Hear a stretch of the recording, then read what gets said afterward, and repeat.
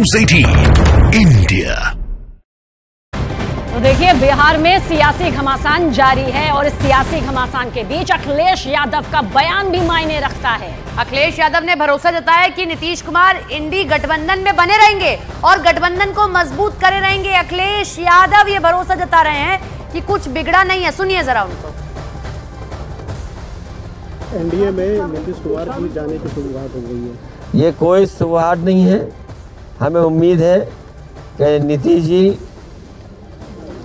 NDA में नहीं जाएंगे। नीतीश जी इंडिया गठबंधन को मजबूत करेंगे।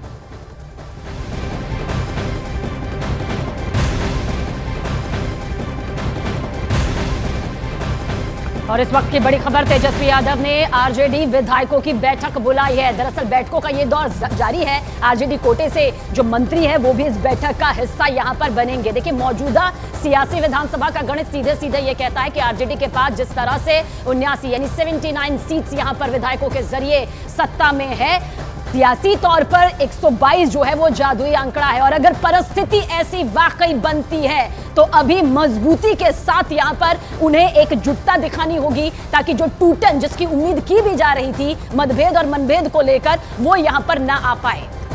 आंकड़ा बहुत महत्वपूर्ण होता है अगर आपको अपनी सरकार बचाकर रखनी है। जैसा सबीना ने आपको बताया, 79 जो सबसे बड़ा आंकड़ा था इस पूरे नतीजे के बाद जो आरजेडी के पास था, लेकिन बहुमत बनाने के लिए नहीं था। इसीलिए आरजेडी ने जेडीयू से हाथ मिला लिया, नीतीश जी के साथ चल दिया। लेकिन नीतीश जी अभी कहते हैं ना कि नैया डामाडोल होती दिखाई दे रही है। अब आरजेडी ये तय करने की कोशिश कर रही है कि अगर नीतीश जाते हैं तो क्या कर सकते हैं, क्योंकि इधर 2 कम पड़ रहे हैं, उधर जो है अभी भी कम है। अगर जेडीयू भी पलट गई, जेडीयू भी बिखर गई, तो 5 से 6 ही विधायक एक्स्ट्रा हैं बस जेडीयू के पास अगर वो बीजेपी के पास जाती है। इसीलिए कहीं ना कहीं लालू यादव के साथ मिलकर उनके बेटे तेजस्वी यादव ये बैठक कर रहे हैं। राबड़ी देवी के घर पर ये बैठक हो रही है कि आखिर सत्ता बचाई कैसे जाए। क्योंकि हम की तरफ से जब हमने संतोष मान जी से बात की तो उन्होंने तो कह दिया, देखिए विचारधारा महत्वपूर्ण होती है और हम जो है बीजेपी के साथ ही रहेंगे। और चंद्रमोहन हमारे सहयोगी हमारे साथ बने हुए हैं। चंद्रमोहन, साल 2020 को कोई भूल नहीं सकता जब नीतीश कुमार ने बीजेपी के साथ यहाँ पर सत्ता में वो काबिज हुए, लेकिन 2 साल में वो टूटन सामने आ गई,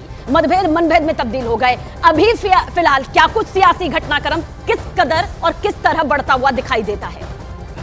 बिल्कुल, देखिए, एक तरफ राजभवन में अभी हाईटी का आयोजन किया गया है जिसमें तमाम पार्टियों के नेता और विधायक पहुंचे हुए हैं, जिसमें खुद तेजस्वी यादव को आना था, वो यहाँ पर नहीं पहुंचे और अपने आवास पर उन्होंने अपने कोटे के मंत्री और विधायकों की बैठक बुलाई है। तो जाहिर तौर पर समझा जा सकता है कि बिहार में पल पल जो सियासत की तस्वीर है वो बदलती हुई दिख रही है। अभी आरजेडी कोटे से आलोक मेहता जो मंत्री हैं वो राजभवन पहुंचे हैं, उनके अलावा कोई भी नहीं पहुंचा है।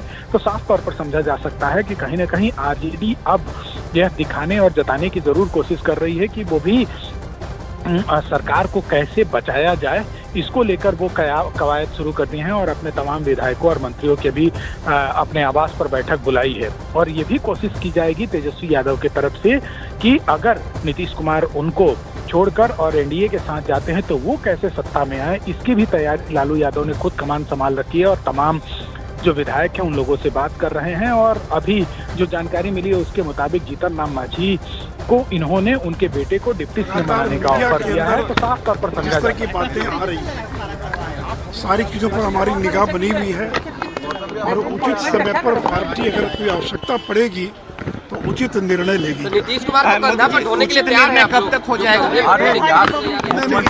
मंत्री नीतीश कुमार क्या रहेंगे सर, या कुछ जो बातें हो रही थी? देखिए, वो मुझे नहीं मालूम है कि नीतीश कुमार यहाँ रहेंगे, वहाँ रहेंगे, कहाँ रहेंगे। लेकिन मैंने आज दिल्ली में भी कहा था कि राजनीति में कोई दरवाजा परमानेंट बंद नहीं होता, आवश्यकता के अनुसार दरवाजा खुलता रहता है, बंद होता रहता है। अगर आवश्यकता पड़ेगी तो दरवाजा खुल जाएगा, अगर आवश्यकता नहीं पड़ेगी तो दरवाजा बंद रहेगा। तो इसलिए तो समय आने पर सारी जानकारी मिलेगी। तो इसलिए मुझे बहुत ज़्यादा जानकारी नहीं है, मैं अभी सीधे दिल्ली से आ रहा हूँ। तो पटना के अंदर जो भी कुछ हो रहा है उसकी जानकारी मुझे टीवी के माध्यम से, तो मुझे लगता है कि थोड़ा और इंतजार करना चाहिए क्या परिस्थिति बनती है, बीजेपी क्या निर्णय लेती है उस बदली हुई परिस्थिति में, वो समय आने पर उसकी आपको जानकारी दे दी जाएगी। मोदी जी, तो क्या अब दरवाजा खुलने का समय आ चुका है? मुझे पता नहीं समय आ चुका कि नहीं आ चुका, लेकिन मैंने इतना ही कहा कि राजनीति में कोई दरवाजा परमानेंट बंद नहीं होता है, आवश्यकता अनुसार दरवाजा खुलता रहता है और बंद होता रहता है। तब क्या स्थिति बनती है, क्या स्थिति बनेगी, वो समय बताएगा। तो मुझे लगता है कि थोड़ा और इंतजार करना चाहिए सारी चीजों को। महाराष्ट्र की तरह सर बिहार में भी क्या सर विधायकों को छोड़ने की कोशिश होगी सर? नहीं, मेरे तो कुछ भी बनने का सवाल ही पैदा नहीं होता। मैं विधायक थोड़ी हूँ, मैं तो राज्यसभा के अंदर हूँ। लेकिन ये सब तो आगे की बात है, मीडिया स्पेकुलेट करता रहता है। तो मैंने कहा कि थोड़ा इंतजार करना चाहिए, क्या परिस्थिति बनती है उसको देखकर केंद्रीय नेतृत्व जो है और योग्य निर्णय लेगा, और पार्टी का केंद्रीय नेतृत्व जो निर्णय लेगा हम लोग उस निर्णय का समर्थन करेंगे। सर लालू जी सर कुछ करने वाले हैं क्या सर? कुछ उनकी कुछ हटा दो सर। दरवाजा कभी भी परमानेंट बंद नहीं होता राजनीति में, और ये इसलिए शायद वो कह रहे हैं, और वो ये भी कह रहे हैं बार बार। देखिए, हमें विचार करने दीजिए। उसका कारण क्या है? एक तरफ 5 ज्यादा है तो दूसरी तरफ 6 कम है। 5 ज्यादा बीजेपी के पास और 6 कम जो हैं वो आरजेडी के पास हैं। आंकड़ा समझना पड़ेगा, जल्दबाजी नहीं की जा सकती है। तो भारत रत्न के ऐलान के बाद ही ये पूरा सियासी सीन, पूरा सियासी सिनेरियो किस तरह से बदला। कुछ बयान जो यहाँ पर सामने आ रहे हैं जिसके अपने अपने मायने यही है कि ये बिहार की सियासत से जुड़े हुए हैं। बीजेपी से सुशील मोदी को आपने सुना भाई कि राजनीति में दरवाजे हमेशा बंद नहीं रह सकते, यानी परिस्थितियां, हालात ऐसे बनते हैं तो विरोधी भी दोस्त बन जाते हैं और दोस्त भी विरोधी बन जाते हैं। ये तीनों चेहरे बहुत महत्वपूर्ण है इस वक्त घटनाक्रम में। जीतन राम मांझी 19 तारीख को सबसे पहला ट्वीट इन्हीं ने किया था और अपने विधायकों को पटना बुलाया था। वो ये कह रहे हैं आज ही हो जाएगा क्या खेला, और क्या। ये जीतन राम मांझी के शब्द हैं, आप याद रखिए। जीतन राम मांझी बिहार की राजनीति में बहुत बड़े चेहरे और बहुत बड़ी भविष्यवाणी करते हैं। और जाहिर सी बात है, अभी फिलहाल हम के पास में 4 सीटें हैं। सीटों के लिहाज से भले ही कम हो, लेकिन पलटवार के तरफ से जरूर आगे हैं। तो बिहार में एनडीए की सरकार बनेगी अगर ज्ञानेंद्र सिंह ज्ञानू ये कह रहे हैं, तो यानी वो सियासी तस्वीर बनती हुई नजर आती है जो साल 2020 में बनी थी। बीजेपी भी यहां पर उस मोड पर है जहां वो ये समझती है कि लोकसभा विधानसभा दोनों चुनाव सिर पर हैं, और ऐसे में जनता क्या सोचती है उस हिसाब से भी फैसला लिया जा सकता है। नीतीश का इस्तीफा होगा या नहीं, आने वाला समय तय करेगा। तो बिहार में क्या कुछ होने वाला है इस पर सबकी निगाहें टिकी हुई है, लेकिन इस बीच तमाम प्रतिक्रियाएं सामने आ रही हैं। जीतन राम मांझी का क्या कुछ कहना है वो भी आप सुनिए। बिहार में पल पल राजनीतिक परिस्थितियां बदल रही हैं, और सबसे बड़ी बात यह है कि जीतन राम मांझी जी जो बोलते हैं वही होता है। हमारे साथ खुद मौजूद हैं जीतन राम मांझी जी। आपने कहा था कि 25 के बाद बिहार में राजनीतिक परिस्थिति बदलेगा, और एक बार फिर से वही होते हुए दिख रहा है। क्या लगता है अगला 2 दिन कितना महत्वपूर्ण है बिहार के लिए? देखिए, हम इस आधार पर कहते हैं कि नीतीश कुमार दिन और शुभ और अशुभ चीज़ देख कर चलते हैं, और सब लोग प्रायः चलता है। एक आध दो हमारे ऐसे आदमी हैं जो सब दिन को अच्छा ही समझता है। तो 22 तारीख के बाद एक अच्छा मुहूर्त माना जाता है भारत में और हिंदू में। नीतीश कुमार बहुत पहले बोल चुके थे अपने सारे विधायकों को कि 20 से 25 तक के रहना है, बना रहना है पटना में। अब उसको और बढ़ाए हैं, 30-31 तक के कहा है उन्होंने। तो उस आधार पर और भी पार्टियां अपना सतर्क होकर के काम किया है। हमने भी अपने सभी विधायकों को कहा था कि साहब 20 के बाद राजधानी में रहना है। तो सभी विधायकों को अलर्ट रखने का मतलब ही होता है कि कोई न कोई राजनीतिक निर्णय लेंगे। इस आधार पर हमने कहा था कि 20 तारीख के बाद 25 तारीख तक या 30 तारीख तक बिहार में कुछ न कुछ होगा, और उसका आप देख रहे हैं। तो तमाम प्रतिक्रियाएं सामने आ रही हैं, लेकिन अब भी ये किसी को नहीं मालूम कि आखिर नीतीश कुमार का जो अब अगला फैसला होगा वो क्या होने वाला है, क्योंकि हर बार पाला बदलते आए हैं नीतीश कुमार। बिहार में जो छात्र आंदोलन शुरू हुआ था उसके बाद ये 2 बड़े चेहरे निकलकर सामने आए थे, लालू प्रसाद यादव और नीतीश कुमार। दोस्ती काफी अच्छी रही, लेकिन बाद में धीरे धीरे कैसे खटास आती रही, और नीतीश कब नीतीश ने पाला अपना बदला है वो भी आप समझिए।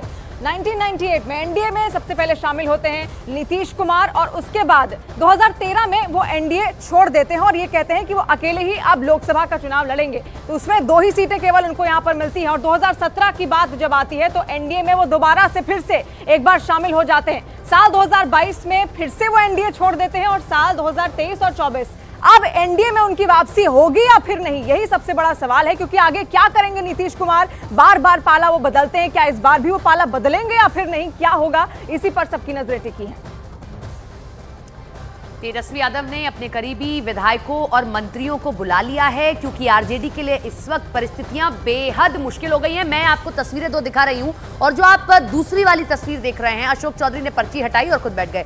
लेकिन बीजेपी के विधायक से, एमएलए से बात कर रहे हैं, विजय कुमार सिन्हा से देखिए लगातार बातचीत की गई है। इसीलिए हम कह रहे हैं कि कहीं नीतीश का रुख बीजेपी की तरफ तो नहीं है। तो हम ये 2 तस्वीरें इस वक्त आपके सामने रख रहे हैं जो बिहार की सियासत से जुड़ी हुई महत्वपूर्ण तस्वीर है। राजभवन में हाईटी कार्यक्रम की ये तस्वीर आप देखिए। तेजस्वी यादव नहीं पहुंचे, न्योता दिया गया था और ऐसे में वो तस्वीर यहां पर सामने आ जाती है। लेकिन कुछ देर बाद जेडीयू के मंत्री अशोक चौधरी वहां आते हैं, तेजस्वी यादव के नाम की पर्ची हटाकर खुद बैठ जाते हैं।